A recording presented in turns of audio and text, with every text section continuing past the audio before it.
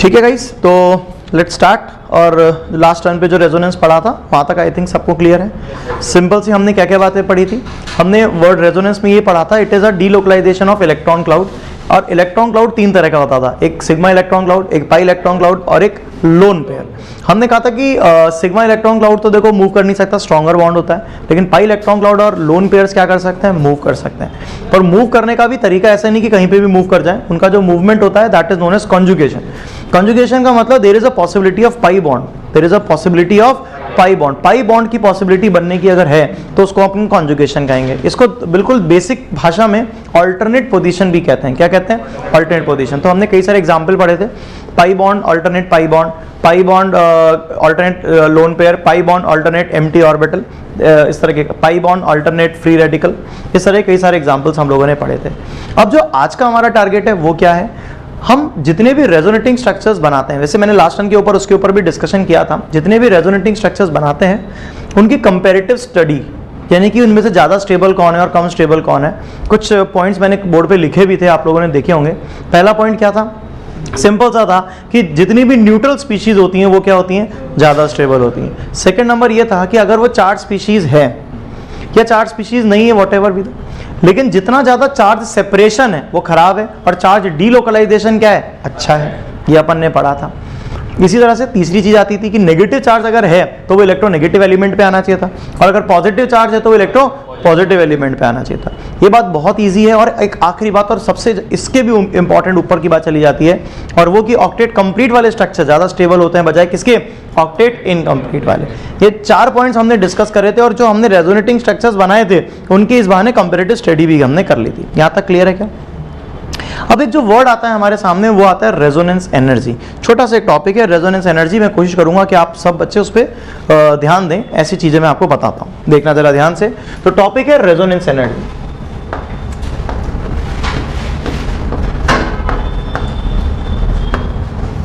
ये जो वर्ड है रेजोनेंस एनर्जी, ये बात तो पक्की है कि रेजोनेंस होगा तो जो एनर्जी रिलीज होगी उसको रेजोनेंस एनर्जी कहेंगे। तो क्या ये एक तरह की स्टेबलाइजिंग एनर्जी है क्या? कौन सी एनर्जी है? Stabilising energy. और अगर ये स्टेबलाइजिंग एनर्जी और कभी न्यूमेरिकल क्वेश्चन आता है तो क्या इसको नेगेटिव साइन से डिनोट करेंगे? किससे डिनोट करेंगे? नेगेटिव साइन से, क्योंकि ये एक्सोथर्मिक प्रोसेस है। कैसे? एक्सोथर्मिक। ठीक है। दो तरह के क्वेश्चन रेजोनेंस एनर्जी पर आते हैं।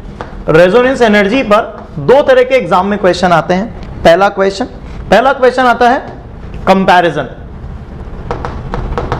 हमें दो मॉलिक्यूल के बीच में कंपैरिजन करना होता है कि किसमें रेजोनेंस ज्यादा बेहतर हो रहा है, रेजोनेंस एनर्जी किसकी ज्यादा है। दूसरा आता है कैलकुलेशन। हमें कैलकुलेट करना होता है कोई पर्टिकुलर डेटा की मदद से कि रेजोनेंस एनर्जी कितनी है, वैल्यू निकालनी होती है। ठीक है। सबसे पहली बात अपन करके चलते हैं कंपैरिजन की। जब अपन कंपैरिजन ऑफ रेजोनेंस एनर्जी करते हैं तो हमारे लिए बहुत इंपॉर्टेंट है। अच्छा, एक बात और मैं आपको कहता हूं, कल भी मेरे बात में डिस्कशन हुआ था। ये पर्टिकुलर रेजोनेटिंग स्ट्रक्चर है, या पर्टिकुलर कोई कंपाउंड हमने लिया, मॉलिक्यूल लिया और हमने उसका रेजोनेंस स्ट्रक्चर बनाया। क्या जैसे हमने रेजोनेंस स्ट्रक्चर बनाया वो कंपाउंड तो अनस्टेबल बना, तो हम तो कहेंगे सर ये तो बनने वाला कंपाउंड अनस्टेबल है तो रेजोनेंस तो होगा ही नहीं। क्या ऐसा था या नहीं था? ऐसा नहीं था। क्या रेजोनेंस के अंदर, जैसे मैंने कोई पहले ही एग्जांपल में यहां पर लेके चल लेता हूं। एक एग्जांपल मैंने लिया CH2 double bond CH single bond CH single bond CH2, this is the simplest of all, सबसे सिंपल एग्जांपल है। इसका रेजोनेटिंग स्ट्रक्चर आप लोग क्या बनाते हो, बताया था मैंने, ये यहां घूमेगा। एरो कहां से स्टार्ट होता है? इलेक्ट्रॉन के पेयर से। कहां जाता है? जहां वो इलेक्ट्रॉन के पेयर को ले जाना है। ये बात हमेशा ध्यान रखना। क्या बन जाएगा? CH2 positive single bond CH single bond CH2 lone pair negative charge. This is structure number 1, this is structure number 2। Stability का अगर मैं ऑर्डर लिखूंगा तो बताओ फर्स्ट और सेकंड में से ज्यादा स्टेबल कौन? फर्स्ट। तो क्या अगर ये फर्स्ट स्टेबल है तो रेजोनेंस तो होना ही नहीं चाहिए। This is not the reaction कि हम बोल रहे हैं रिएक्शन हो रही है और बनने वाला प्रोडक्ट अनस्टेबल बन रहा है तो मत बनाओ। ये प्रोडक्ट रिएक्टेंट नहीं है, ये रेजोनेटिंग स्ट्रक्चर है। इस प्रोसेस से स्टेबिलिटी आती है, ना कि इस स्ट्रक्चर के बनने से स्टेबिलिटी आती है। इस बात को 3 बार दोहराओ। क्या बोला सर ने? इस प्रोसेस से स्टेबिलिटी आती है, ना कि इस स्ट्रक्चर के बनने से। फिर से स्टेबिलिटी आती है, ना कि स्ट्रक्चर के बनने से। तीसरा इस प्रोसेस से स्टेबिलिटी आती है, ना कि स्ट्रक्चर के बनने से। अगर ये बात समझ में आ गई तो हम जब कंपैरिजन करेंगे तो हमारा ध्यान अब सिर्फ प्रोसेस पे रहेगा। क्या बेटर प्रोसेस होगा तो क्या रेजोनेंस ज्यादा हो रहा है तो रेजोनेंस एनर्जी क्या होगी, ज्यादा रिलीज होगी। डोंट ट्राई टू चेक कि यहां से ये स्टेबल बन रहा है कि इससे ये अनस्टेबल बन रहा है, ये मत चेक करना। क्या कहा, रेजोनेंस एनर्जी कंपैरिजन के अंदर कहेंगे more the resonance more will be the resonance energy, more will be the resonance energy। Resonance energy उसी की क्या होगी, ज्यादा होगी। मेरी बात समझ में आ गई। अब कंपैरिजन करने के लिए हमारे पास क्या क्या सिस्टम्स होते हैं, देखो मैं बताता हूं। एक तरीका होता है, उसको कहते हैं कंटिन्यूअस और क्रॉस कॉन्जुगेशन। क्या वर्ड बोला मैंने, कंटिन्यूअस और क्रॉस कॉन्जुगेशन। एक तरीका यह है, एक कल मैंने बताया था, वो है चार्ज सेपरेशन और चार्ज डीलोकलाइजेशन।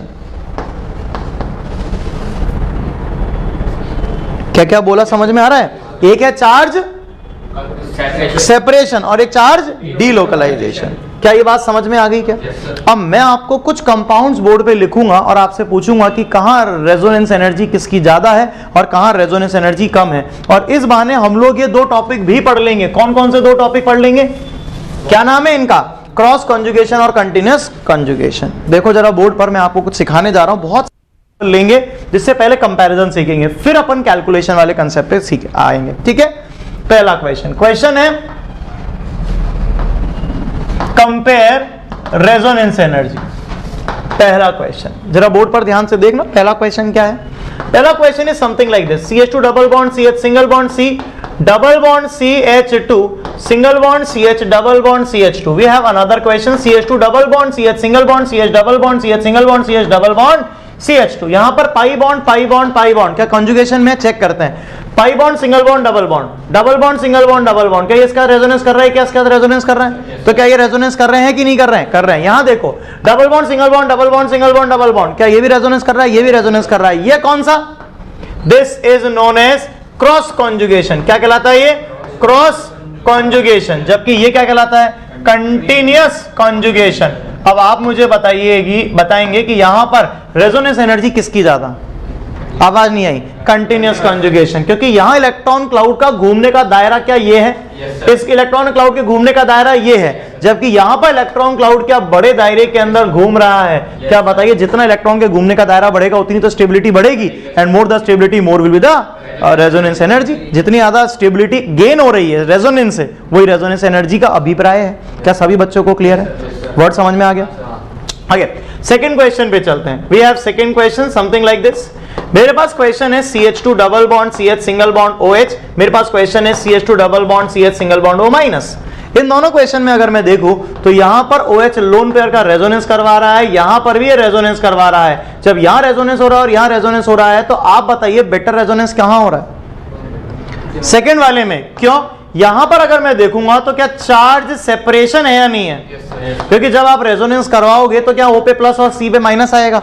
जबकि यहां पर जब आप देखोगे तो यहां पर हो रहा है चार्ज डीलोकलाइजेशन। क्या हो रहा है, चार्ज डीलोकलाइजेशन। क्या यहां नेगेटिव चार्ज अभी ऑक्सीजन से कहां चला गया, कार्बन पे चला गया। तो बताइए रेजोनेंस एनर्जी किसकी ज्यादा, इस वाले की ज्यादा, ना कि इस वाले की ज्यादा। अरे बोलो भाई। और एग्जाम्पल पे चलते हैं, बहुत ही बेहतरीन एग्जाम्पल पे लेते हैं, जरा बोर्ड पर देखना ध्यान से। मेरे पास नेक्स्ट एग्जाम्पल है कुछ इस तरह का, यहां पर है CH2C double bond O minus, clear है। यहां पर मेरे पास है CH3C डबल बॉन्ड O और यहां है CH2 माइनस। क्या यहां पर भी नेगेटिव चार्ज रेजोनेंस कर रहा है, यहां पर भी नेगेटिव चार्ज रेजोनेंस कर रहा है, पर बेहतर रेजोनेंस कहां कर रहा है, पहले वाले में। कारण क्या, यहां नेगेटिव चार्ज का कैरियर कौन कौन है, ऑक्सीजन एंड ऑक्सीजन, और जबकि यहां नेगेटिव चार्ज का कैरियर कार्बन एंड ऑक्सीजन। बेहतर क्या होगा, oxygen is the better carrier. एक और बात, क्या यहाँ इक्विवेलेंट रेजोनेटिंग स्ट्रक्चर बन रहा है या नॉन इक्विवेलेंट रेजोनेटिंग स्ट्रक्चर बन रहा है, क्या बेहतर है, इक्विवेलेंट होना क्यों बेहतर है। क्या चार्ज इक्वली डिस्ट्रीब्यूट हो रहा है या अनइक्वली, इक्वली डिस्ट्रीब्यूट हो रहा है। क्या मेरी बात सभी बच्चों को क्लियर है, नहीं आया या आ गया, आ गया, सबको क्लियर। चलो एक और चीज सिखाता हूं, example number 4th, and this gives you something जो कि आपकी इमेजिनेशन से बाहर है। मतलब आपको अभी देखना आंसर लगेगा और सर ये आंसर हो गया, अभी देखना आपको इस आंसर के बारे में क्या फीलिंग आती है। कितने कार्बन, 1 2 3 4 5, 1 2 3 4 5 रेजोनेंस कर रहा है। बताइए इन दोनों में से रेजोनेंस एनर्जी किसकी ज्यादा?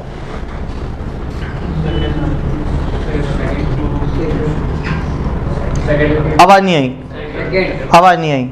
सेकंड की। क्यों सर? ये कंटिन्यूअस रेजोनेंस कर रहा है, ये क्रॉस कॉन्जुगेशन कर रहा है, कुछ ऐसा कहना चाह रहे हो?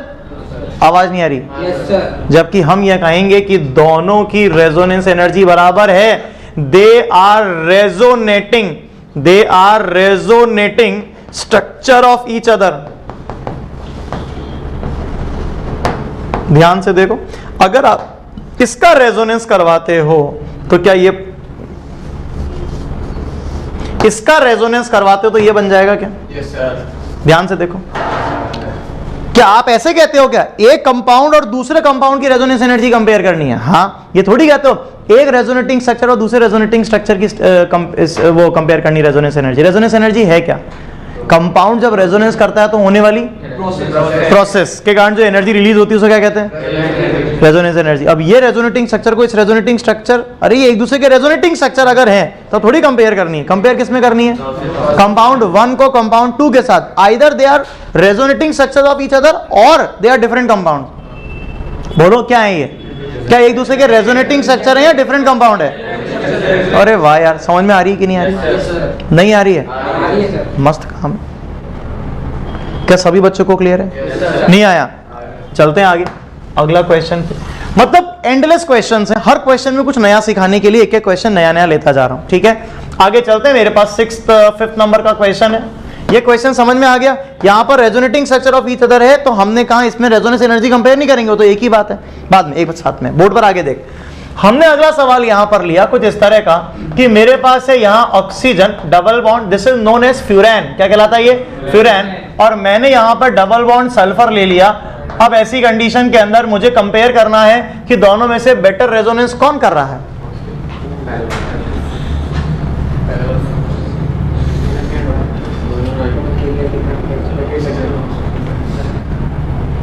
इजी क्वेश्चन देता हूं पहले, उसके बाद इस क्वेश्चन को ले लेंगे। क्वेश्चन देता हूं, फिर बताइएगा। मैंने यहां पर क्वेश्चन लिया कुछ इस तरह का, CH2 double bond CH fluorine, CH2 double bond CHCl। बताइए दोनों में से रेजोनेंस एनर्जी किसकी ज्यादा? आंसर पहले वाले की ज्यादा। कारण क्या ये लोन पेयर ऐसे रेजोनेंस करेगा? क्या ये लोन पेयर ऐसे रेजोनेंस करेगा? अब हमें तो फीलिंग आ रही है कि सर ये बेटर लोन पेयर नहीं देगा, ये देगा बेटर, क्योंकि इसकी इलेक्ट्रोनेगेटिविटी कम है। नहीं, यहां पर ओवरलैपिंग देखी जाती है, top to bottom. Fluorine and chlorine का साइज डिफरेंट है, तो बताइए बेटर बॉन्ड कौन बनाता है? F या Cl? F। क्यों बनाएगा? 2p ओवरलैप कर रहा है। ये ओवरलैप कौन सा कर रहा है? ये वाला 2p ओवरलैप कर रहा है, जबकि ये क्या कर रहा है? 2p 3p ओवरलैप कर रहा है। बेटर बॉन्ड कौन सा बनाएगा? 2p। सेम क्वेश्चन इस तरह से इनऑर्गेनिक केमिस्ट्री में भी आता है। क्या मैं आपसे पूछूं BF3, BCl3, BBr3 और BI3 रेजोनेंस एनर्जी सबसे अच्छा कौन सा? BF3। क्यों? क्योंकि बेटर बॉन्ड बना रहा है। अरे सभी बच्चों को क्लियर है या नहीं है? नहीं समझ में आया? चलो अब इसी तरह से एक नया क्वेश्चन और देता हूं। मेरे पास ये कंपाउंड है, इसका नाम है पिरिडीन। क्या नाम है? पिरिडीन। और इस कंपाउंड का नाम है पायरॉल। ये याद रखना बेटा, बार बार ये शब्द काम में आता है। इसका नाम क्या है? पायरॉल। इसका नाम क्या है? पिरिडीन। अब हमको दोनों में कंपेयर करना है रेजोनेंस एनर्जी किसकी ज्यादा। तो let's draw the resonating structures. इनके रेजोनेटिंग स्ट्रक्चर बनाते हैं। इस बहाने में आपको पिरिडीन के रेजोनेटिंग स्ट्रक्चर्स भी सिखा दूंगा। ठीक है, बोर्ड पर देखना ध्यान से। जब यहां रेजोनेंस कर रहे हैं तो वी हैव 2 पार्ट्स। आइदर मैं इस लोन पेयर को रेजोनेंस से पार्टिसिपेट कराऊं और आइदर इस 5 बॉन्ड को रेजोनेंस से पार्टिसिपेट कराऊं। इस लोन पेयर को रेजोनेंस से जब आप पार्टिसिपेट करवाओगे तो ये रेजोनेंस पूरा रेजोनेंस नहीं घूमेगा। क्यों? आप loan pair single bond double bond single bond double bond single bond double bond, यानी कि आप इस लोन पेयर और इस पाई बॉन्ड को क्या रेजोनेंस करवा रहे एक तरीके से। जबकि एक ही नाइट्रोजन पे पाई बॉन्ड और लोन पेयर कई दो अलग अलग एक्सेस पर हैं, ये आपस में रेजोनेंस नहीं कर सकते। क्या पैरेलल एक्सेस होना जरूरी? कल सिखा रहा था मैं आप, दोनों में पाई बॉन्ड का फॉर्मेशन होना जरूरी है, यानी कि दोनों की पैरेलल एक्सेस होनी चाहिए। अरे हाँ या ना? तो ये lone pair single bond double bond single bond double bond single bond double bond. तो what you are trying to say कि लोन पेयर और ये वाला पाई बॉन्ड रेजोनेंस करेगा, ये तो गलत है। इसका मतलब ये लोन पेयर रेजोनेंस से पार्टिसिपेट नहीं करता। दूसरा कराओ, क्या pi bond single bond, pi bond single bond, pi bond, क्या ये रेजोनेंस कर सकता है? तो यहां पर बताओ पिरिडीन में रेजोनेंस कौन करता है, लोन पेयर या पाई बॉन्ड? Pi bond. अभी रेजोनेंस कैसे करेगा बताइएगा? नाइट्रोजन और कार्बन में से मोर इलेक्ट्रोनेगेटिव नाइट्रोजन, तो क्या ये अपने पास इलेक्ट्रॉन क्लाउड ले लेगा? बताओ। अगला रेजोनेटिंग स्ट्रक्चर ड्रॉ करता हूं, जो बोलोगे वो लिख दूंगा। बोलो क्या लिखूं? क्या यहाँ माइनस आ गया, यहाँ प्लस आ गया, डबल बॉन्ड आ गया, डबल बॉन्ड आ गया। इज दैट क्लियर और नॉट? अगला रेजोनेटिंग स्ट्रक्चर बोलो क्या करूं? क्या ये पाई बॉन्ड को इधर घुमा दूं? बोलो अगला रेजोनेटिंग स्ट्रक्चर क्या बना दूं? नाइट्रोजन, यहाँ पर नेगेटिव चार्ज, यहाँ डबल बॉन्ड, यहाँ क्या आ गया? Positive charge. अगला रेजोनेटिंग स्ट्रक्चर बोलो, क्या ये इधर घुमा दूं? अगला रेजोनेटिंग स्ट्रक्चर क्या बन गया? बोलो नाइट्रोजन, डबल बॉन्ड, यहाँ क्या? डबल बॉन्ड, यहाँ क्या? नेगेटिव और यहाँ पॉजिटिव। अगला रेजोनेटिंग स्ट्रक्चर, क्या यहाँ लोन पेयर है? क्या दो लोन पेयर है? एक लोन पेयर तो ऑलरेडी है। क्या एक लोन पेयर अभी इससे बना? दो दो लोन पेयर चल रहे हैं हर जगह पर। कितने लोन पेयर हैं? दो दो लोन पेयर हैं। अरे सभी को क्लियर है? क्या वो जो लोन पेयर हैं, दो दो लोन पेयर, क्या वो घूमेगा और बॉन्ड बना लेगा? अरे हाँ या ना? बोलो अगला रेजोनेटिंग स्ट्रक्चर क्या बना दूं? क्या ये पहला है या पहले जैसा है? पहले, और इसमें ऑल्टरनेट पोजीशन चेंज हो गई है। अरे हाँ या ना? चलिए, अगर मैं बोलूं इसका हाइब्रिड बनाओ, तो इसका हाइब्रिड कैसे बनाओगे? जल्दी से बता दो। नाइट्रोजन बोलो, क्या सब जगह dot dot dot dot dot dot dot घुमा दूं? और पॉजिटिव चार्ज कहां कहां लगाऊं? क्या यहाँ डेल्टा प्लस, क्या यहाँ डेल्टा प्लस, और नाइट्रोजन पे डेल्टा माइनस। क्या सभी को क्लियर है? ओके। इस ये कौन है कंपाउंड? इसका नाम क्या है? पायरॉल। ऊपर वाले का नाम क्या था? पिरिडीन। इसके रेजोनेटिंग स्ट्रक्चर्स बनाता हूं। चलो रेजोनेटिंग स्ट्रक्चर्स कैसे ड्रॉ करते हैं? क्या अब तो यहाँ पे तो एक ही लोन पेयर है, वही पार्टिसिपेट करेगा। लोन पेयर से बॉन्ड पेयर, बॉन्ड पेयर से लोन पेयर। कल राइम सिखाई थी मैंने। बोलो क्या बनाऊंगा अगला स्ट्रक्चर? नाइट्रोजन, यहां कौन आ गया? लोन पेयर, यहां क्या आ गया? डबल बॉन्ड, H, यहां क्या आ गया? Double bond. क्या यहां पॉजिटिव चार्ज आ गया? अगला बोलो क्या बोलेंगे? लोन पेयर से बॉन्ड पेयर, बॉन्ड पेयर से लोन पेयर। अगला स्ट्रक्चर क्या बनाई बोलो? यहां कौन आ गया? Nitrogen, H, double bond, positive charge, यहां क्या आ गया? डबल बॉन्ड, और इधर आएगा, और ये वाला इधर गया, तो यहां लोन पेयर आ गया। अगला स्ट्रक्चर बोलो, लोन पेयर से बॉन्ड पेयर से लोन पेयर। अगला रेजोनेटिंग स्ट्रक्चर क्या बना दूं? यहां पर आ गया नाइट्रोजन, इस जगह आ गया नेगेटिव चार्ज, डबल बॉन्ड, यहां आ गया H, पॉजिटिव चार्ज और डबल बॉन्ड। क्या ये पॉजिटिव चार्ज वापस क्यों आया? एक तरफ से बॉन्ड बना, दूसरी तरफ से खुल गया, तो अल्टीमेटली पॉजिटिव चार्ज तो बना रह गया, नहीं आया। अरे मैं जल्दी बोल रहा हूँ, समझ में आ रही है? पक्का आ रही है? आनी चाहिए। आगे चलते हैं। आगे क्या करूं? लोन पेयर से बॉन्ड पेयर, बॉन्ड पेयर से लोन पेयर। अगला रेजोनेटिंग स्ट्रक्चर क्या बना दूं? नाइट्रोजन, यहाँ क्या आ गया? नेगेटिव चार्ज, डबल बॉन्ड आ गया, यहाँ डबल बॉन्ड आ गया, पॉजिटिव चार्ज और हाइड्रोजन। अगला स्ट्रक्चर लोन पेयर से बॉन्ड पेयर, बॉन्ड पेयर से लोन पेयर। क्या फर्स्ट स्ट्रक्चर वापस बना दूं? बोलो वापस एग्जैक्टली कॉपी फर्स्ट स्ट्रक्चर हो गया, यानी कि सारे स्ट्रक्चर्स हमने बना दिए। अब मुझे ये बताइएगा कि मैं इसका हाइब्रिड कैसे बनाऊं? क्या यहाँ नाइट्रोजन लिख लूं, यहाँ H लिख लूं, और यहाँ dot dot dot dot dot लगा दूं? डेल्टा पॉजिटिव और डेल्टा नेगेटिव कहाँ कहाँ लगाऊं? नाइट्रोजन पे पॉजिटिव पॉजिटिव पॉजिटिव और पॉजिटिव। क्या यहाँ डेल्टा पॉजिटिव लगा दूं? नेगेटिव कहाँ कहाँ लगाऊं?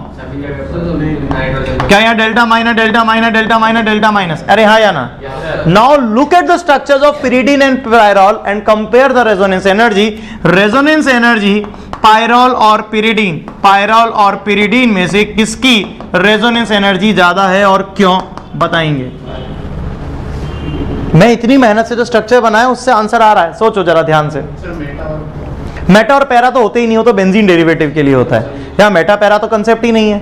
सोचो क्या बताओ, ये सिस्टम्स जो दोनों बने हुए हैं क्या कार्बन और नाइट्रोजन के बने हुए हैं? रेजोनेंस के दौरान उस pyridine में रिंग में क्या चार्ज आ रहा है?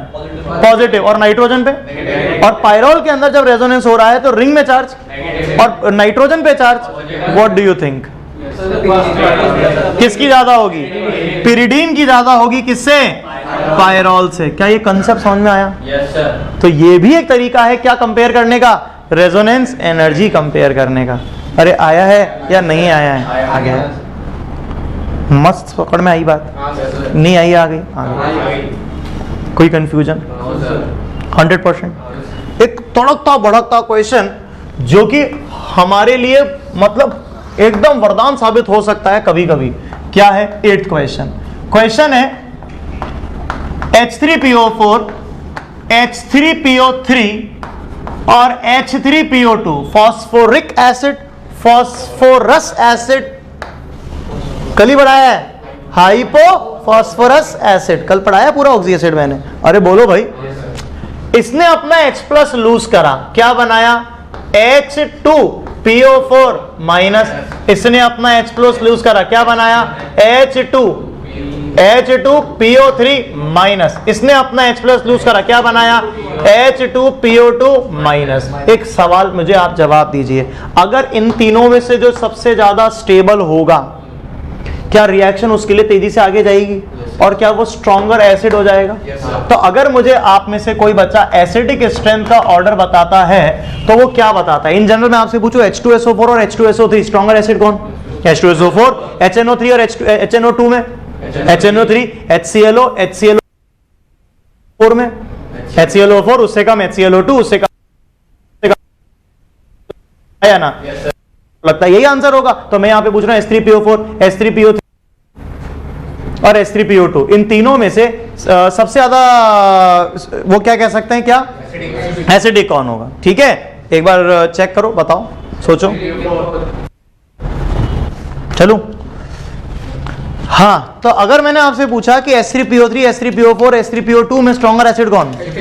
आप तो ये बताओगे, लेकिन सोचो जो टॉपिक मैं इसको ये वाला पढ़ा रहा हूं उससे इसका आंसर कैसे मस्त शानदार आता है। लेट्स चेक, ठीक है, देखो answer is this is the order of acidic strength. और क्यों? Let's draw the structure. इसका स्ट्रक्चर क्या बनेगा? P डबल बॉन्ड हो, O पर माइनस, यहां कौन? OH और OH, अरे हाँ या ना? ये यहां पर स्ट्रक्चर बनाएंगे, P डबल बॉन्ड हो, यहां एक H होता है, यहां OH और O माइनस, हैं जी? आगे चलते हैं, स्ट्रक्चर क्या बनेगा? P डबल बॉन्ड हो, H और O minus. Let's check the stability order. हम यहां पर किसका ऑर्डर देख रहे हैं? स्टेबिलिटी का ऑर्डर देख रहे हैं। अगर मुझे यहां पे स्टेबिलिटी का ऑर्डर देखना है, जितनी ज्यादा स्टेबिलिटी होगी उतना वो रिएक्शन आगे जाएगी। लेट्स चेक, बोर्ड पर जरा ध्यान से देखना। बताओ, जब ये ऑक्सीजन का लोन पेयर रेजोनेंस करेगा, क्या ये ऑक्सीजन बोलेगा मैं भी रेजोनेंस करूंगा? ये ऑक्सीजन का लोन पेयर बोलेगा रेजोनेंस करूंगा। तो बताओ, इस नेगेटिव चार्ज को रेजोनेंस कम करने देगा या ज्यादा? कम। क्या इसको क्रॉस कॉन्जुगेशन करेगा? बात समझ में आ रही है? हमारी चिंता सिर्फ ये नेगेटिव चार्ज है, सही आ रही ना? हमारी चिंता क्या है? सिर्फ नेगेटिव चार्ज। तो जब ये नेगेटिव चार्ज रेजोनेंस करे तो हमारे लिए स्टेबिलिटी ज्यादा है। और जब ये नेगेटिव चार्ज रेजोनेंस कर रहा है, क्या ये दोनों क्रॉस कॉन्जुगेशन करके डिस्टर्ब कर रहे हैं? जब ये नेगेटिव चार्ज रेजोनेंस कर रहा है तो एक लोन पेयर रेजोनेंस करके क्रॉस कॉन्जुगेशन करके डिस्टर्बेंस कर रहा है। क्या यहां पर अकेला इसका साम्राज्य है? क्या अकेला रेजोनेंस कर रहा है? क्या बताइए, नेगेटिव चार्ज का best, I repeat the word, negative charge का बेस्ट रेजोनेंस कहां हो रहा है? आवाज नहीं आई? लास्ट वाले में। मैंने टोटल रेजोनेंस की बात नहीं करी, मैंने क्या पूछा?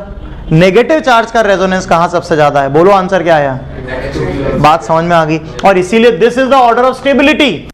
अगर ये ऑर्डर ऑफ स्टेबिलिटी है तो बताओ एसिडिक कैरेक्टर क्या हो सकता है? तो this is the only example जिसके अंदर आपके एक्सपेक्टेशन से आंसर उल्टा आता है। ठीक है? हाँ, H3PO4 तो पॉसिबल ही नहीं है। आप किसी भी किताब के अंदर इसकी pKa की वैल्यू ढूंढना, जब आपको pKa की वैल्यू दिखेगी मैं बता दूंगा, तो आपको पता लगेगा H3PO2 जो है वो मोर एसिडिक है और H3PO4 लेस एसिडिक है। This is very important example. सीखा अपन ने, कारण भी सीखा, समझ में आया। लेकिन बाकी एग्जाम्पल में ऐसा होता ही नहीं, नेगेटिव चार्ज ज्यादा, जहां पे नेगेटिव चार्ज होता है उसका रेजोनेंस देख के आंसर कर लेते हैं। सिंपल सा तरीका है वहां पे। तो क्या समझ में आया? बोलो बेटा मेरे। चले आगे। और याद रखना, एसिडिक स्ट्रेंथ कंपेयर करते हुए हमेशा एक H प्लस निकालते हैं। इसने कितने H प्लस देने? 3। इसने कितने देने? 2। इसने तो एक ही देना था, दे दिया। पर लेकिन ध्यान रखना, एसिडिक स्ट्रेंथ का मतलब ये नहीं होता number of H plus. Acidic strength का मतलब क्या होता है? H प्लस देने की रेट, टेंडेंसी। तो सबसे ज्यादा एक ही H प्लस देने की टेंडेंसी की बात करते हैं, इसको अपन कहते हैं pKa1। क्या बोलते हैं? pKa1। समझ में आ गई सभी को? नहीं आई? चलें आगे। क्या रेजोनेंस एनर्जी कंपेयर करने के मैंने बहुत सारे एग्जांपल्स बताए, सभी बच्चों को समझ में आ गए? क्या can you compare the resonance energy और नॉट? दूसरा पार्ट आता है कैलकुलेशन। जो कैलकुलेशन है वो हम लोग 3 तरीके से कर सकते हैं यूजिंग, पहला heat of hydrogenation, heat of hydrogenation. दूसरा, अब मैं इसको शॉर्ट फॉर्म में लिख रहा हूं, डेल्टा H कंबशन। क्या बोला सर ने? Delta H combustion. और तीसरा delta H formation. There are 3 method to calculate resonance energy. क्या क्या थे? Delta H hydrogenation, delta H combustion, delta H formation. ठीक है, एक एग्जांपल समझाऊंगा तो भी हो जाएगा। हम यहां बात करते हैं calculation of resonance energy using delta H hydrogenation, सबसे ज्यादा पूछे जाने वाला तरीका। Let's check. बोर्ड पर प्लीज ध्यान दीजिएगा, समझने की कोशिश करें मैं क्या समझाना चाह रहा हूं, ठीक है। अगेन मेरे पास कुछ एक एग्जांपल है, यहां डबल बॉन्ड है और मैंने इसके अंदर H2 गैस की रिएक्शन कराई, इसको रिएक्शन को कहते हैं हाइड्रोजिनेशन। क्या कहते हैं इसको? हाइड्रोजिनेशन। तो कंपाउंड बना ये वाला, क्या H और H जुड़ गया? ये रिएक्शन किसी मेटल या पैलेडियम या प्लैटिनम की प्रेजेंस में होती है, वो अपन ने करा दी एंड व्हाटएवर। क्या मुझे बता सकते हो डेल्टा H जो यहां पर मैं लिखने जा रहा हूं, डेल्टा H हाइड्रोजिनेशन, क्या वो एनर्जी रिलीज होगी कि हमें देनी पड़ेगी? सोच के बोलो बेटा। क्या यहां पाई बॉन्ड है और अब यहां H और H जुड़ गए, अब यहां सारे सिग्मा बॉन्ड बन गए, तो बताइए पाई बॉन्ड स्ट्रॉन्गर या सिग्मा बॉन्ड? Sigma bond. तो अब पहले से ज्यादा स्टेबिलिटी आई है, कम स्टेबिलिटी आई? ज्यादा स्टेबिलिटी। अगर कोई चीज अनस्टेबल से स्टेबल हो रही है तो एनर्जी रिलीज होगी, एक्सोथर्मिक प्रोसेस होगा। और अगर एक्सोथर्मिक प्रोसेस है तो क्या मैं इसकी वैल्यू को -x लिख लूं? क्या मेरे वैल्यू -x का मतलब समझे या नहीं समझे? समझ गए? सबको क्लियर है? माइनस मतलब समझे? ठीक है। अब मेरे पास एक कंपाउंड है, इस कंपाउंड का नाम क्या है? इस कंपाउंड का नाम क्या है? नहीं, इस कंपाउंड का नाम बेंजीन नहीं है, इस कंपाउंड का नाम है CH3। क्या नाम है इसका? CH3, साइक्लोहेक्साट्राइन। क्या नाम है इसका? साइक्लोहेक्साट्राइन। सर ये कैसे? अरे मेरी मर्जी, मैंने बनाया। 3 डबल बॉन्ड है, अगर मैं इसका यूपीएससी नोमेनक्लेचर बोलूंगा तो क्या बोलूंगा? साइक्लोहेक्साट्राइन बोलूंगा, ठीक है। तो अगर मैं इसमें H2 गैस की रिएक्शन कराता हूं वही पैलेडियम या प्लैटिनम डाल के, तो ऐसी कंडीशन में क्या ये भी साइक्लोहेक्सेन बन जाएगा? तो डेल्टा H हाइड्रोजिनेशन जो है, क्या वो -3x निकलनी चाहिए कि नहीं? आई रिपीट द वर्ड, निकलनी चाहिए कि नहीं? क्यों? एक बॉन्ड में x निकली तो 3 बॉन्ड में 3x निकली। अरे हाँ या ना? बोलो। ये जो कंपाउंड मैंने लिखा है, ये कंपाउंड का नाम क्या है? बेंजीन। क्या इसमें भी 3H2 दे रहे हैं? और जो ये भी यही कंपाउंड बन रहा है, वही पैलेडियम या प्लैटिनम की प्रेजेंस में। तब यहां पर डेल्टा H हाइड्रोजिनेशन जो है, क्या वो भी 3x ही निकलनी चाहिए? कितनी निकलनी चाहिए? 3x। मैंने उसको बोला -y। क्या बोला? -y। पहला पॉइंट है कि ये 3x और ये y अलग अलग क्यों हैं? क्या दोनों वैल्यू सेम होनी चाहिए या अलग अलग होनी चाहिए? सेम होनी चाहिए, क्योंकि ये भी 3 डबल बॉन्ड है, ये भी 3 डबल बॉन्ड है, तो सेम होनी चाहिए। अब मैं इसको आपको पहले देसी तरीके से समझाता हूं, फिर इसको विदेशी तरीके से समझेंगे। एक झूला है गोल गोल घूमने वाला, मेरी को राउंड कहते हैं। बचपन में हमने खूब खेला है उस पर। अब होता यह है कि जब वो झूला गोल गोल घूम रहा होता है और हम एक बच्चा हमसे जिद करता है कि भैया भैया हमें भी झूले पे बिठाओ, तो हम क्या करते हैं? उस बच्चे को उठाते हैं और झूले पे पटक देते हैं। तो क्या पहले झूले को रोकते हैं? क्या करते हैं? झूले को रोकते हैं और उसके बाद उस बच्चे को उसके ऊपर बिठाते हैं। हाँ या ना? क्या बताओ, बेंजीन वो घूमता हुआ झूला है और क्या हमें उसको हाइड्रोजन नामक बच्चे को उस पर बिठाना है? तो क्या पहले हमें उस घूमते हुए झूले को रोकना पड़ेगा? रोकना पड़ेगा मतलब घूमते हुए झूले को रोकना, मतलब रेजोनेंस को रोकना पड़ेगा। रेजोनेंस होने लगा था तो एनर्जी रिलीज हुई थी। क्या रेजोनेंस को रोकेंगे तो क्या उतनी एनर्जी देनी पड़ेगी? सही बात है ना? अगर रेजोनेंस हो रहा है तो एनर्जी रिलीज हुई, तो अगर मैं उसी रेजोनेंस को रोकना चाहता हूं तो एनर्जी उतनी ही देनी पड़ेगी। अरे हाँ या ना? बोलो भाई। नहीं आ रहा? आ रहा है पक्का? 100%। देखो भाई, मान लेते हैं कि यहां पर जब इसका हाइड्रोजिनेशन हुआ तो एनर्जी रिलीज हुई 100। कितनी रिलीज हुई? 100। तो जब इसका हाइड्रोजिनेशन हुआ तो एनर्जी रिलीज हुई 300। कितनी रिलीज हुई? 300। पर रियलिटी में ये तो एक हाइपोथेटिकल सिचुएशन है जो मैंने यहां लिखी है। क्या ये हाइपोथेटिकल है या नहीं है? ये कैसी है? हाइपोथेटिकल। और जबकि ये सिचुएशन कैसी है? रियल है। अरे बोलो भाई। तो जब मैंने कहा कि अगर मैंने बेंजीन का हाइड्रोजिनेशन किया तो एनर्जी रिलीज कितनी होनी चाहिए थी? 300। कितनी रिलीज होनी चाहिए थी? 300। पर पता है क्या, 300 से, एक बार सोच के बताना मेरा बेटा, 300 से ज्यादा रिलीज हो गया 300 से कम? 300 से कम रिलीज होगी। क्यों?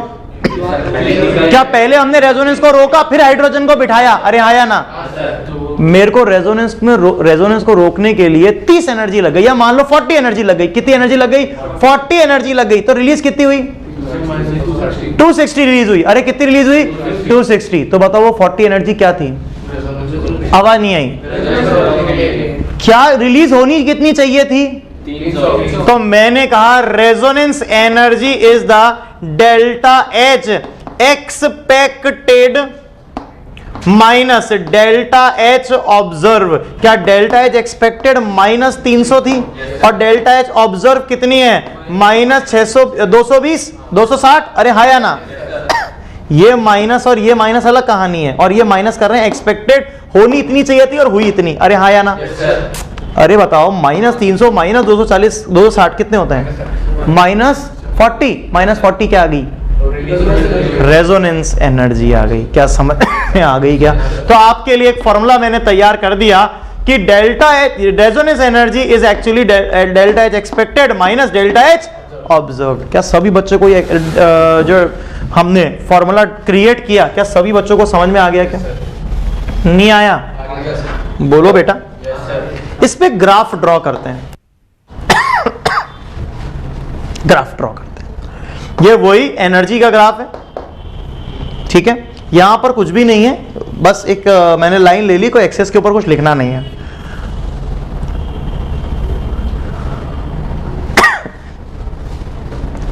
बेंजीन स्टेबल या ये जो साइक्लोहेक्सेन बनाया ये स्टेबल, सोच समझ के बोलना।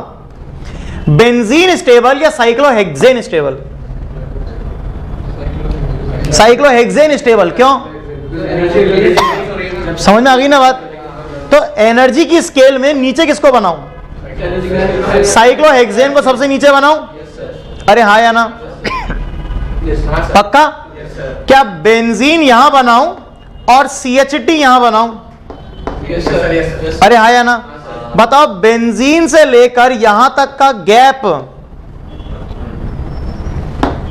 क्या माइनस y है? अरे बोलो भाई। और यहां से लेकर यहां तक का जो गैप है, ये जो वैल्यू है ये कितनी है? यहां से लेकर यहां तक का जो गैप है वो कितना है? Minus 3x।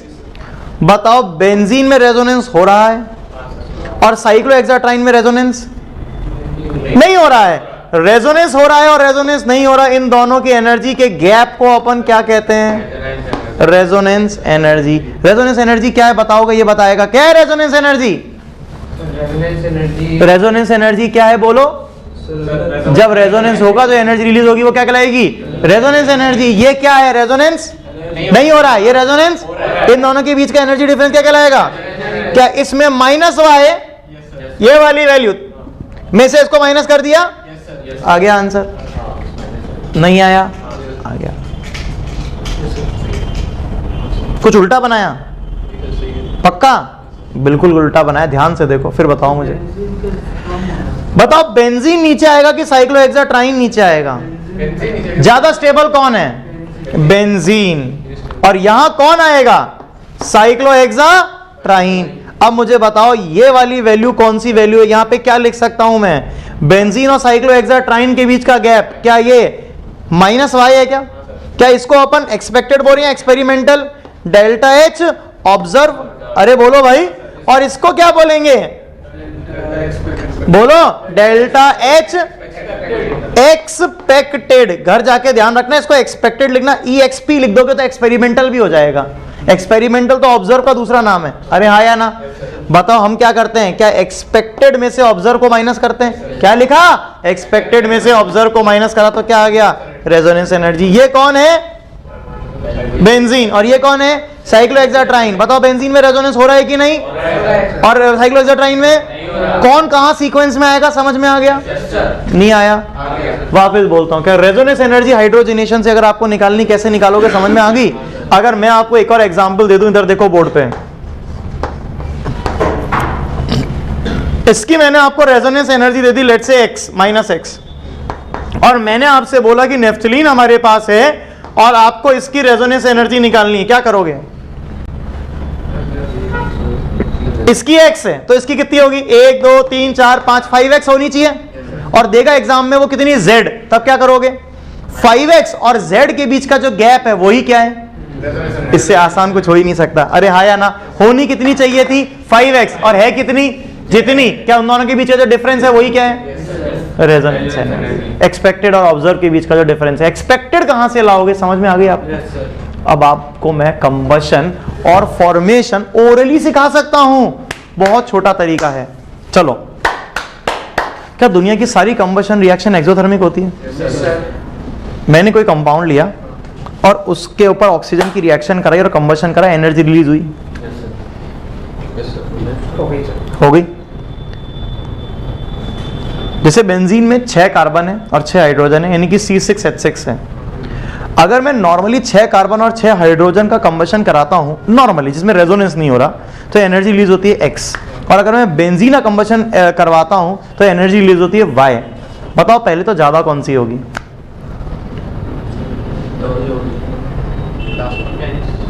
X ज्यादा होगी। क्यों? क्या X में रेजोनेंस नहीं हो रहा है जबकि Y में रेजोनेंस हो रहा है? जहां रेजोनेंस हो रहा है, क्या ऑक्सीजन नामक बच्चे को बिठाने के लिए पहले रेजोनेंस रोकना पड़ेगा? अब क्या डिफरेंस कैसे करोगे उसको चेक? जो X है वो क्या है? एक्सपेक्टेड, और Y जो है वो ऑब्जर्व। X माइनस Y की जो वैल्यू है वो एग्जैक्टली उल्टा कर दो फॉर्मेशन का। मैंने 6 कार्बन और 6 हाइड्रोजन को जोड़ा और क्या बनाया? C6H6। अरे बोलो भाई, अगर मैंने बोला कि एनर्जी जब कोई कंपाउंड बनता है तो एनर्जी रिलीज होती है, अरे रिलीज होती है, तो बेंजीन जब बना तो एनर्जी रिलीज हुई कितनी? X। ठीक है, और अगर उसमें रेजोनेंस नहीं होता तो एनर्जी रिलीज कितनी होती? Y रिलीज होती। कितनी होती? Y। अब मैं आपसे पूछा, क्या पूछा कि रेजोनेंस एनर्जी कितनी है बेंजीन की? क्या कहोगे? Expected minus observe. क्या बात समझ में आ गई? तो फॉर्मेशन की expected value minus observe value, combustion की expected value minus observe value. ये तो डायरेक्ट क्वेश्चन करने होते हैं, लेकिन हीट ऑफ हाइड्रोजनेशन वाले क्वेश्चन में क्या स्पेशल करना पड़ता है कि एक्सपेक्टेड आपको निकालना होता है। कैसे निकालते हो? एक पाई बाउंड का देता है आपको 5 है तो 5 का निकालोगे, 3 है तो 3 का निकालोगे, वो एक्सपेक्टेड आपको निकालना होता है, और फिर उसमें और ऑब्जर्व जो क्वेश्चन में दिया होता है उसका डिफरेंस करना होता है। क्या रेजोनेंस एनर्जी का क्वेश्चन समझ में आ गया? क्या मैंने हेडिंग क्या डाली? Resonance energy. 2 चीजें थी, एक क्या था? कंपैरिजन, एक क्या था? कैलकुलेशन। आर यू कंफर्टेबल और नॉट? यस या नो? क्या ग्राफ के अंदर कौन ऊपर कौन नीचे सबको क्लियर है? नहीं आ रहा है या आ रहा है? आ रहा है। बोल, सवाल क्या चल रहा है तेरे दिमाग में? सवाल तो चल रहा है सर, उसमें चल रहा है सर, कंजुगेशन वाले में चल रहा है सवाल। बता सर, वो डीलोकलाइजेशन में ज़्यादा एनर्जी होगी या मतलब चालू में होगी? उसमें मतलब डीलोकलाइजेशन में एनर्जी ज़्यादा क्यों होगी? मतलब दुनिया में कौन सी चीज स्टेबल है, चार्ज या न्यूट्रल? अरे यार कैसी बात करता है यार? न्यूट्रल स्टेबल है वैसे। नहीं, मतलब नहीं, एक ही बात है। क्या चार्ज और न्यूट्रल? स्टेबल कौन? न्यूट्रल। मतलब इसका जवाब दूसरा कुछ है ही नहीं। नहीं सर, मतलब वो ऐसे नहीं, बिल्कुल क्लियर बात है। चार्ज और न्यूट्रल में से स्टेबल कौन है? न्यूट्रल। यानी कि जितनी चीज हम न्यूट्रल की तरफ जाएंगे उतनी स्टेबिलिटी ज्यादा होगी। क्या यहां पर इनिशियली देखा जाए इसमें सिस्टम न्यूट्रल था? मैंने जब रेजोनेंस कराया तो चार्जेस की तरफ गया, यहां पे प्लस आया, यहां पे माइनस आया, यानी कि चार्ज सेपरेशन हो गया। मैं वर्ड एक चार्ज क्रिएशन बोलूंगा ना तो भगवान भी माफ नहीं करेगा, क्योंकि हमारी बहुत सिंपल सी थ्योरी है, charge can neither be created nor be destroyed. तो मैंने एक शब्द काम में लिया, चार्ज सेपरेशन।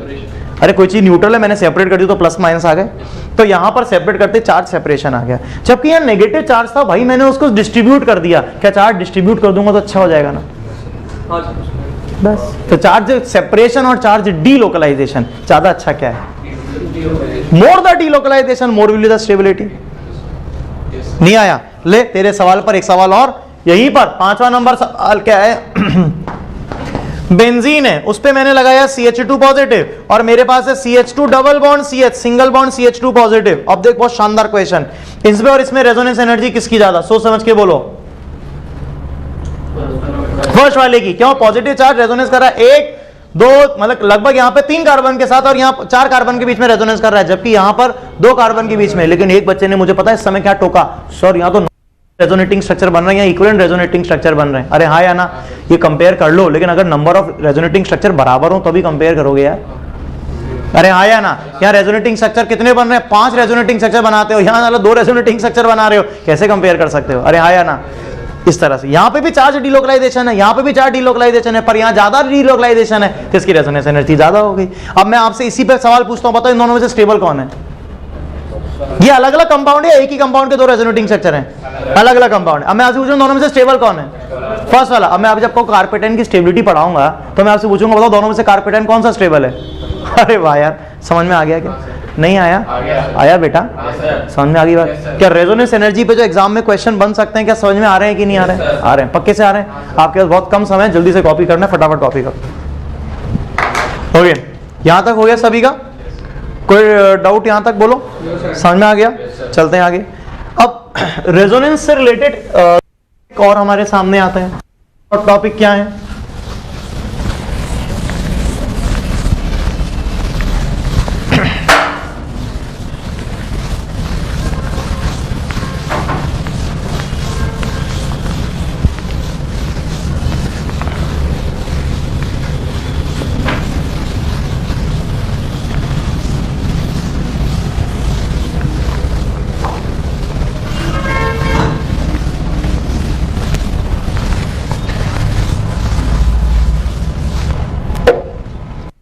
ओके, देखो क्या क्या है वो दो टॉपिक। वो टॉपिक है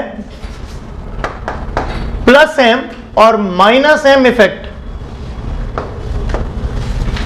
क्योंकि रेजोनेंस को हम दूसरा मीजोमेरिज्म भी बोलते हैं, मीजोमेरिक इफेक्ट के बारे में बात करते हैं। क्या हमने इंडक्टिव इफेक्ट के दौरान पढ़ा था? प्लस मतलब देना और माइनस मतलब लेना, पुश और पुल, बिल्कुल एग्जैक्टली वही है। जब रेजोनेंस के दौरान इलेक्ट्रॉन क्लाउड मूव करता है तो उसके डायरेक्शन के बेसिस पे हम प्लस एम और माइनस एम कहते हैं। जनरली ये जो कंपैरिजन क्वेश्चन एग्जाम में पूछा जाता है, ये बेंजीन के साथ ग्रुप को जोड़ के पूछ लिया जाता है, but that is not compulsion कि आपको बेंजीन के साथ जोड़ के इस ग्रुप को पूछा जाए, कैसे भी पूछा जा सकता है। अगर बेंजीन से ज्यादा पूछते हैं तो बेंजीन से रिलेटेड बात कर लेते हैं। छांटना बड़ा आसान है। अगर मैंने कहा बेंजीन है और उससे हमने अलग अलग ग्रुप लगाने और ये बताना है कि वो प्लस एम है कि माइनस एम है, let's check one by one. ठीक है, देखते जाते हैं। सबसे पहले मैंने यहां पे O माइनस लगा दिया, क्या दिख रहा है कि ये लोन पेयर देगा? क्या मैंने यहां पर बेंजीन पर OH लगा दिया, क्या ये भी लोन पेयर देगा? क्या मैंने यहां पर बेंजीन पर NH2 लगा दिया और क्या हमें ये भी दिख रहा है कि NH2 भी बेंजीन को लोन पेयर देगा? अरे बोल मेरा बेटा। इसके अलावा अगर मैंने यहां पर बेंजीन ले लिया और उसके ऊपर मैंने लगा दिया SH, तब भी ये बेंजीन को लोन पेयर देगा? अरे हाँ यार। इसके अलावा और क्या पॉसिबल है? अगर मैंने OR लगा लिया तो ये भी बेंजीन को लोन पेयर देगा। ठीक है, यहां पर अगर मैंने देखा कि ये लगाया OC डबल बॉन्ड O और R, तब क्या ये लोन पेयर बेंजीन को भी देगा और इसको भी देगा? हमें बेंजीन के रिस्पेक्ट में पूछ रहा है तो हम प्लस एम क्या देंगे? प्लस एम, क्योंकि बेंजीन को तो ये इलेक्ट्रॉन दे रहा है। अरे बोलो भाई, नहीं आई बात समझ में? ये बहुत आसान सी बात है। अरे क्लियर है? इसी तरह से अगर मैंने बेंजीन लिया और उसके ऊपर CH2 माइनस लगाया तो लोन पेयर है, वो लोन पेयर दे रहा है। यानी कि इंपॉर्टेंट पार्ट इतने सारे क्वेश्चन करने के बाद सिर्फ एक निकल के आई, और वो क्या है? Lone pair. और वो क्या है? Lone pair. अगर बेंजीन के ऊपर कोई हेलोजन ग्रुप लगा है, वेरी वेरी इंपॉर्टेंट, अगर कोई हेलोजन ग्रुप लगा है X, तो वो भी प्लस एम है। X इक्वल टू कौन? Fluorine, chlorine, bromine, iodine. मैं इसकी स्ट्रेंथ की बात नहीं कर रहा हूं, बस मैं ऑर्डर की बात कर रहा हूं। मैं इस बात की बात कर रहा हूं कि देने की टेंडेंसी है या नहीं है। अगर है तो वो प्लस एम ही कहलाएगा। अब अगर अपन पूरी पीरियोडिक टेबल को छान निकालें तो सबसे पहले पी ब्लॉक के अंदर बोरोन आता है, तो मैंने बेंजीन पर बोरोन भी चेक कर लिया। ये मैंने लगाया बेंजीन पर BH2, उल्टा इसके पास एम्प्टी ऑर्बिटल है तो बेंजीन इसको देगा। अरे हाँ या ना? बोरोन के नीचे एल्यूमिनियम में मेटल है, छोड़ दिया। पास वाली फैमिली में कार्बन आता है। कार्बन में CH2 नेगेटिव मैंने लगा दिया और एक CH2 पॉजिटिव मैंने लगा दिया। अगर मैंने CH2 पॉजिटिव लगा लिया तो उसके पास एम्प्टी ऑर्बिटल है, बेंजीन इसको देगा। अरे हाँ या ना? छोड़ दिया। आगे चलते हैं। कार्बन के नीचे कौन आता है? सिलिकन। कौन आता है? सिलिकन। क्या सिलिकन के पास एम्प्टी ऑर्बिटल है? लोन पेयर नहीं है। सिलिकन के पास कौन है? एम्प्टी ऑर्बिटल है, लोन पेयर नहीं है, तो वो बेंजीन से इलेक्ट्रॉन लेगा। अगली फैमिली पे चलते हैं। कौन सी? पास वाली फैमिली, नाइट्रोजन फैमिली। NH2 लगाया।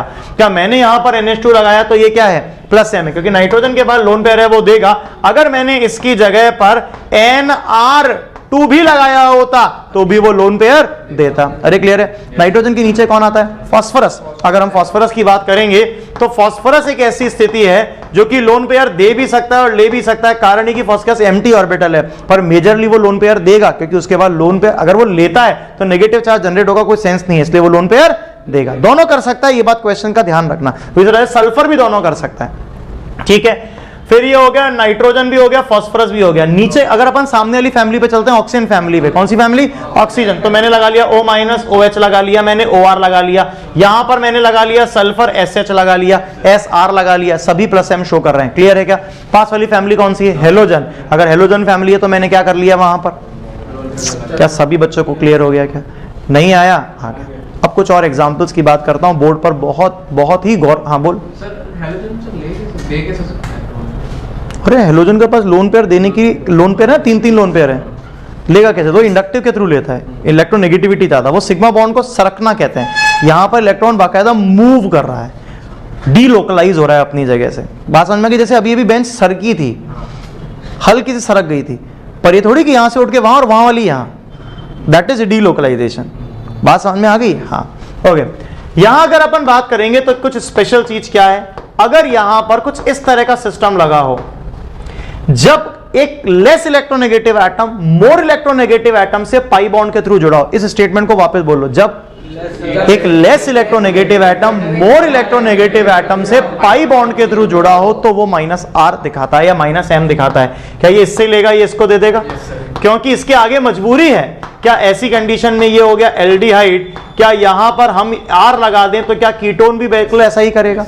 अरे बोलो भाई, अगर हम इसकी कंडीशन के अंदर कुछ ऐसा कर दें C डबल बॉन्ड O और R, क्या अभी बताइए क्या ऐसी कंडीशन में भी ये लेकर इसको देगा? ये देखो, क्या ये भी एस्टर ग्रुप है और ये भी एस्टर ग्रुप है, लेकिन इन दोनों में फर्क क्या है? ये ऑक्सीजन से बेंजीन से जुड़ रहा है और ये C डबल बॉन्ड O से बेंजीन से जुड़ रहा है। अरे हाँ जी, बहुत अच्छा बेटा मेरा। यहां पर हमने देखा C double bond O OH लगा दो और C double bond O minus लगा दो, क्या ये तो कार्बोक्सिलिक एसिड वाला पार्ट है, ये कार्बोक्सिलेट वाला पार्ट है। अरे हाँ या ना? नहीं आ रहा? आ रहा है। मैंने इसी तरह से यहां पर लगाया C डबल बॉन्ड O और NH2 लगाया, क्या ये अमाइड वाला पार्ट है? इधर देखो मैं बोर्ड पे क्या लिखने जा रहा हूं, यहां पर मैं एग्जांपल इस जगह लिख देता हूं, आ जाएगा। यहां लिखा NHC डबल बॉन्ड OR, क्या ये भी अमाइड है? यहां किसके थ्रू जुड़ा है? ये नाइट्रोजन के थ्रू, तो नाइट्रोजन तो उल्टा लोन पेयर देगा, यहां पर ये इलेक्ट्रॉन ले लेगा। अरे हाँ, सबको क्लियर है? ओके। इसके अलावा मैंने यहां पर लिया C डबल बॉन्ड O और यहां Cl, क्या कार्बोनिल क्लोराइड ग्रुप है, ये भी इलेक्ट्रॉन लेगा। और क्या साइनाइड, साइनाइड को जरा बोर्ड पर ध्यान से देखो, बेंजीन पर C ट्रिपल बॉन्ड N है, क्या more electronegative atom attach through pi bond? Yes sir, नहीं बोलो पाई बॉन्ड। बात समझ में आ गई? इसके अलावा NO2 ग्रुप है, बेंजीन के ऊपर मैंने लगाया N डबल बॉन्ड O और कोऑर्डिनेट बॉन्ड O, क्या यहां पर भी ये more electronegative atom attach through पाई बॉन्ड, क्या इलेक्ट्रॉन लेगा? क्या ये CHO COR ये सारे के सारे कब पुल करते हैं, सबको क्लियर है? कब पुश करते हैं, सबको क्लियर है? इस तरह के ग्रुप से अवेयर कर सकता है। BH2 के पास एम्प्टी ऑर्बिटल है तो ये भी ले लेगा। क्या सबको क्लियर है? नहीं समझ में आया? आ गया। कुछ बेवकूफ बनाने वाले लोग, कुछ बेवकूफ बनाने वाले लोग ऐसे आपको बहुत बड़ा बेवकूफ बना देंगे और इस तरह से क्वेश्चन पूछेंगे, आपको लगेगा पॉजिटिव चार्ज है, भिखारी है, पर ये देखने का भिखारी है, सच का भिखारी नहीं है। नाइट्रोजन के पास एम्प्टी ऑर्बिटल नहीं है, ये रेजोनेंस ही नहीं करेगा। नहीं समझ आया? अरे नहीं आया? नाइट्रोजन के पास एम्प्टी ऑर्बिटल है क्या? कितने बॉन्ड बनाए नाइट्रोजन ने? 4। अब एम्प्टी ऑर्बिटल कहां बची? sp3 बन गया, खत्म हो गया वो तो खेल ही। लेकिन इसकी जगह पर अगर ये इसका भाई होता, इसका भाई का नाम क्या है? यहां पर अगर PH3 पॉजिटिव होता तो बोलो क्या लिखते आंसर? क्या ये इलेक्ट्रॉन लेता या नहीं लेता? लेता, क्योंकि अब कहने को वो खाली हो गया, लेकिन 3D खाली पड़ा है ना इसके पास। क्या खाली पड़ा है? 3D। आने दो, आने दो। क्या सभी बच्चों को क्लियर है क्या? या इधर लिखना है? आने वाले इधर लिखें, जाने वाले उधर लिखें।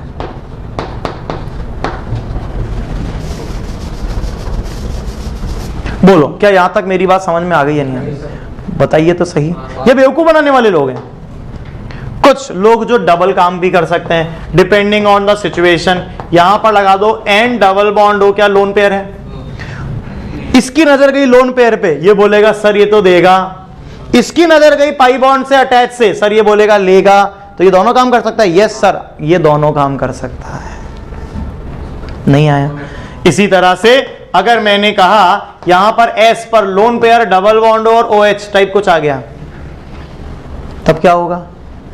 ये लोन पेयर दे भी सकता है और ले भी सकता है। नहीं आ रहा? लेकिन अगर इसकी जगह पर कुछ इस तरह का ग्रुप लगा रहता, बेंजीन के ऊपर S डबल बॉन्ड और OH, क्या कार्बोक्सिलिक एसिड जैसा होता है ये तो ये लेता। अरे हाँ या ना? ये वो हैं जो कि दोनों इस तरह के, यार इस तरह के कई सारे एग्जाम्पल दोनों तरह के इफेक्ट दिखा सकते हैं। सभी बच्चों को क्लियर है? तो ये सारे एग्जाम्पल जो हमने बोर्ड पे लिखे, ये सारे कौन है?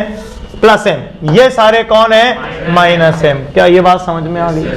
नहीं आ गई? आ गई। और ये बोथ, ये नन, क्या समझ में आ रहा है? परफेक्ट। क्या plus same minus same concept समझ में आ गया? अब कभी कंफ्यूज मत हो ना। लेकिन सर ये हमारे काम क्या आएगा? ये है पेन, इसका नाम है इलेक्ट्रोफाइल। क्या नाम है इसका?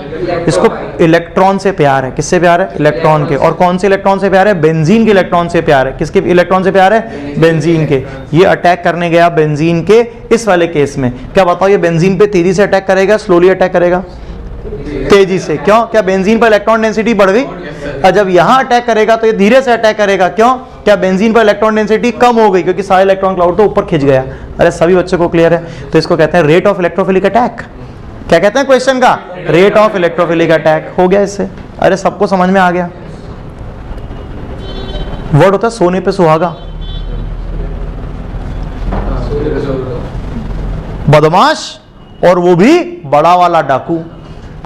NO2 ग्रुप, ये जो NO2 ग्रुप है, ये वाला ग्रुप है, ये वाला ग्रुप है, जितने भी ग्रुप है, अधिकतर ग्रुप है, ये -I -R है। क्या है ये? -I -R।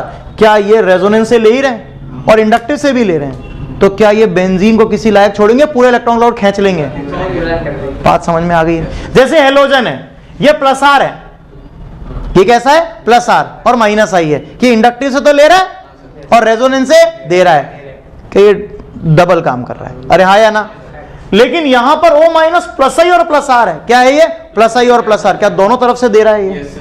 अब अगर मैं आपके बोलूं, वर्ड होता है एक्टिवेटिंग और डीएक्टिवेटिंग। क्या वर्ड होता है? एक्टिवेटिंग और डीएक्टिवेटिंग। टोटल 4 टर्म होती है। Strongly activating, moderately activating, strongly deactivating, moderately deactivating. बताओ स्ट्रांगली एक्टिवेटिंग कौन है? +I +R। और strongly deactivating -I -R। Moderately activating +R -I। क्या बोला? +R -I। और moderately deactivating -R +I। Simple सी बात है। क्या एग्जाम में समझ में आ जाएगा क्वेश्चन? एक्टिवेटिंग वर्ड का मतलब वही इलेक्ट्रोफाइल को अटैक करने की टेंडेंसी को बढ़ाना। क्या समझ में आ रहा है या नहीं आ रहा है? बोल भाई। नहीं आ रहा? ज्यादा ऊपर से तो नहीं जा रही है? सबको क्लियर है? CCl3 minus hyper conjugation show करता है। क्या बोला सर ने? Minus hyper conjugation. पढ़ा दूंगा अभी, ठीक है ना? -H इफेक्ट बोलते हैं उसको, हाइपर कंजुगेशन में पढ़ाता हूं। चलिए यहां तक खत्म। अगला टॉपिक जो मैंने कहा था, 2 टॉपिक बचते हैं। उस दूसरे टॉपिक का नाम है एरोमेटिसिटी। क्या नाम है? एरोमेटिसिटी। 2 क्वेश्चन है, 2 तरीका है। एक तो ये कि डिटेल में डिस्कस करूं एरोमेटिसिटी क्या होती है, ये होती है, फलाना होती है, ठिकाना होती है। और दूसरी बात हमें आती है 4n+2 रूल लगाना है। सीधी सी बात है। बट स्टिल एक छोटी सी चीज जो हमारे दिमाग में आती है जरूर बतानी चाहिए, क्योंकि अगर वो क्लियर होती तो टॉपिक में इंटरेस्ट जनरेट हो जाता है। वो क्या? सर ये आया कहां से, ये शब्द कहां से आया? मैं उस बारे में आपको डिस्कस करता हूं। ऐसा कहते थे कि जब किसी कंपाउंड को जलाएंगे तो क्या CO2 और H2O बनेगा, जिसको कंबशन कहते हैं। अगर वो कंबशन प्रॉपर कंबशन होता है तो CO2 H2O बनती है। CO2 कलर कोई नहीं होता, H2O कलर नहीं होता, कलरलेस गैसेस हैं। लेकिन अगर इनकम्प्लीट कंबशन हुआ, क्या वर्ड बोला? तो क्या प्रॉपर कंबशन नहीं हुआ तो ऐसी कंडीशन में अनबर्न्ड कार्बन निकलेगा। क्या बोला सर ने? Unburned carbon. और अनबर्न्ड कार्बन का रंग होता है काला। क्या होता है? काला। आपने कभी टायर को जलते हुए देखा? जब टायर जलता है तो काली काला धुआं निकलता है। क्यों धुआं निकलता है? क्योंकि वो अनबर्न्ड कार्बन होता है। कौन होता है? अनबर्न्ड कार्बन होता है। मेरी बात यहां तक समझ में आ गई? अब क्या वो सुनना कि जब हमने किसी कंपाउंड को जलाया और अनबर्न्ड कार्बन निकला, दैट रिप्रेजेंट 2 पार्ट्स। पहला पार्ट, या तो ऑक्सीजन की कमी थी, हमने कम ऑक्सीजन दी होगी इसलिए कंबशन पूरा नहीं हो पाया, या जितनी ऑक्सीजन अवेलेबल थी वो कम पड़ गई होगी। हमने तो हवा में जलाया था उसको, तो या तो अपन ने उसको छुपा के जलाया तो ऑक्सीजन की कमी थी, या अपन ने तो खुले में जलाया यानी कि जितनी ऑक्सीजन अवेलेबल थी वो कम पड़ गई। अरे सीधी सी बात है। अरे हाँ या ना? अब सवाल ये आता है, दोनों ही केस में इनकम्प्लीट कंबशन हुआ। अब हम नॉर्मली कंपाउंड को खुले में जलाते हैं यानी कि ऑक्सीजन की कमी पड़ जाती है, इसलिए कहते हैं aromatic compound was those compounds which produce सूटी फ्यूम्स यानी कि black fumes with particular aroma, कोई अलग तरह की स्मेल आती है। ऐसा क्यों होता था? क्योंकि इनकम्प्लीट कंबशन होता था। इनकम्प्लीट कंबशन क्यों होता था? क्योंकि ऑक्सीजन प्रॉपर्ली जुड़ नहीं पाती थी। क्या बोला सर ने? और अभी जोर से झूला झूलेंगे तो क्या ऑक्सीजन को उसमें बिठा पाओगे? जोर से रेजोनेंस हो रहा है क्या ऑक्सीजन उसमें जुड़ पाएगी? नहीं जुड़ पाएगी। तो क्या कंबशन प्रॉपर होगा या इनकम्प्लीट होगा? यानी कि जोर से रेजोनेंस करना है, सीधी सी बात है। तो एरोमेटिसिटी क्या होती है, क्यों आती होगी? एरोमेटिसिटी की आज हमें पहचान है वो ये कि इतना बढ़िया रेजोनेंस हो रहा है कि प्रॉपर कंबशन नहीं होता। पुराने जमाने में ऐसा कहते थे कि जो इस तरह की स्मेल निकालेगा, धुआं निकालेगा, वो सब एरोमेटिक है, लेकिन ये डेफिनेशन नहीं होनी चाहिए। डेफिनेशन होनी चाहिए कि वो एरोमेटिक क्यों है। तो एरोमेटिक क्यों है? क्योंकि उसके अंदर हायर एक्सटेंट ऑफ रेजोनेंस होने के कारण क्या होता है, ऑक्सीजन का उसमें एडिशन प्रॉपर्ली नहीं हो पाता। तो क्या बाहर निकलता है? अनबर्न्ड कार्बन, उसी कारण वो काला धुआं निकलता है। अरे यस या नो? उसकी पहचान कैसे करेंगे कि वो स्टेबल है? उसकी पहचान करने का तरीका हमें मॉलिक्यूलर ऑर्बिटल थ्योरी से मिलता है। किससे मिलता है? मॉलिक्यूलर। लेकिन मॉलिक्यूलर ऑर्बिटल थ्योरी बेंजीन की तो नहीं पढ़नी है अपन को, तो अपन ने उसका शॉर्टकट निकाला, नाम था हकल्स रूल। क्या था? Huckel's rule. तो तीन तरीके हो गए, इसमें तीन पार्ट हो गए। एक कौन हो गया? एरोमेटिक। एक कौन हो गया? Non aromatic. और एक कौन हो गया?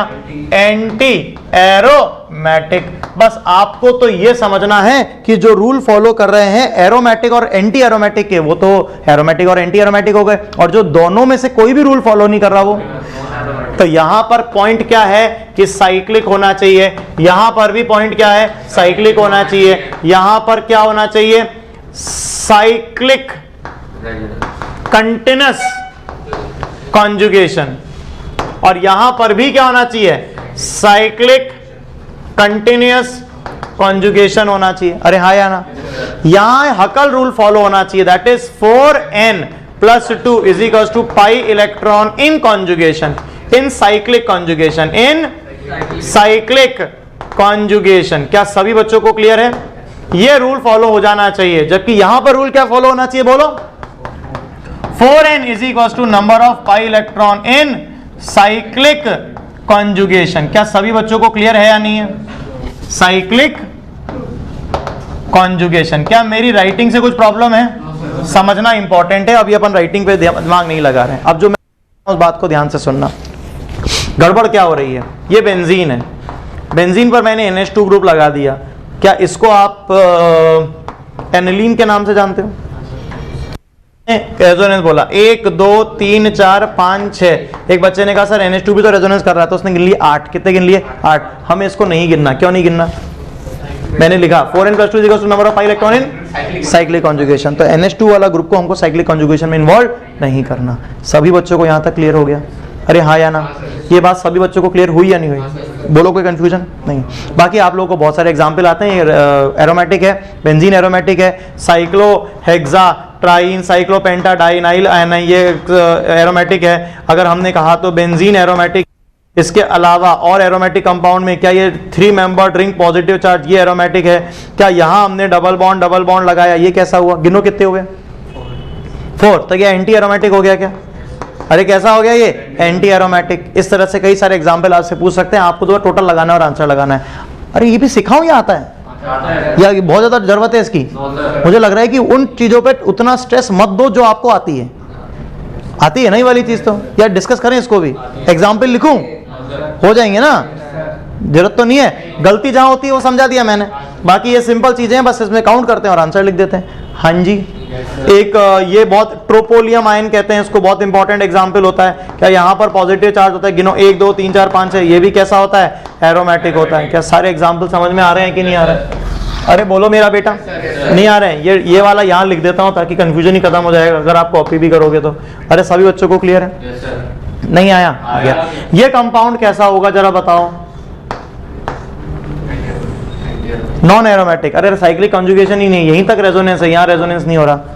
अरे बोलो भाई, नहीं आया? आ गया। ऐसे बेवकूफ मत बनो यार, तुम आता है तुम्हारे को, गलती क्यों करते हो?